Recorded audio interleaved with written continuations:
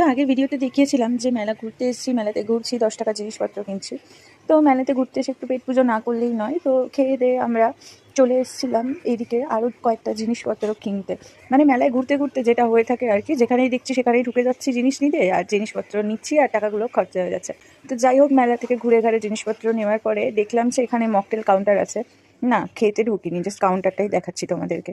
যাই হোক, তারপরে ঘুরে ঘাড়ে এইসব জিনিসপত্র দেখছিলাম আর কি। ভেবেছিলাম ভিতরের কয়েকটা জিনিস কিনবো, বাট এত গলা কাটা দাম, ভাবলাম থাক, বাইরে থেকে নেওয়াটাই ভালো, তাই আর নিলাম না।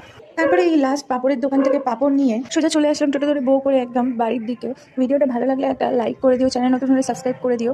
আর হ্যাঁ, একটা কথা বলি, ভিডিওটা একটু ফাস্ট ফরওয়ার্ড করলাম কারণ অনেকটা বড় বড় ভিডিও হয়েছিল, নাহলে হতো না। তো এই সব জিনিসগুলো কিনে এনেছিলাম আর কি। ভেবেছিলাম টাকা খরচা করবো না, বাট করবো না করে মোটামুটি ভালোই টাকা খরচা হয়ে গেছিলো। যাই হোক, আর এই ব্রেসলেটটা আমরা কিনেছিলাম পায়ের জন্য, কিন্তু পরে ফেলতে হয়েছে হাতে, কারণ পায়ে আমাদের ছোট হয়েছে। চলো টাটা।